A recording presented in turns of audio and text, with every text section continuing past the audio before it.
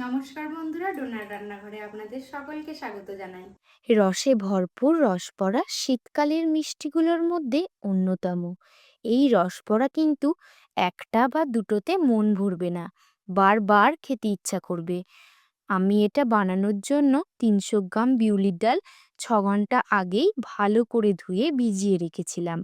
৬ ঘন্টা পর জল থেকে ছেঁকে মিক্সিতে মসৃণ করে পেস্ট করে ১৫ থেকে ২০ মিনিট ফেটিয়ে নিলাম। ভালো করে ফেটিয়ে এর মধ্যে দিলাম সামান্য লবণ। ডালের ফেটানো সঠিক হয়েছে কি দেখার জন্য আমি একটা বাটিতে কিছুটা জল নিয়ে তার মধ্যে অল্প কিছু ফেটানো ডাল এইভাবে ফেললাম। দেখলাম ডালের পেস্টটা ভেসে উঠেছে, তাহলে বুঝতে হবে ডাল ফাটানো সঠিক হয়েছে। এরপর একটা খেজুরে গুড়ের পাটালি ভেঙে তার মধ্যে বেশ কিছুটা জল দিয়ে একটা পাতলা শিরা বানিয়ে নিলাম। আপনারা বেশি মিষ্টি পছন্দ করলে আরও ১ কাপ চিনি দিতে পারেন। এরপরে কড়াই সাদা তেল গরম করে তার মধ্যে ডাল বাটা দিয়ে ছোট ছোট বড়া ভেজে নিলাম। বড়াগুলোকে ভালো করে উল্টে পাল্টে ভাজতে হবে।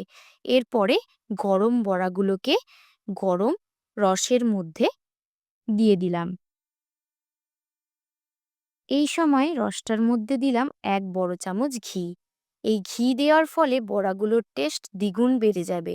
বড়াগুলো এতটাই নরম আর তুলতুলে হয়েছে যে মুখে দিলেই মিলিয়ে যাবে। ভিডিওটি ভালো লেগে থাকলে অবশ্যই লাইক, শেয়ার এবং কমেন্ট করবেন।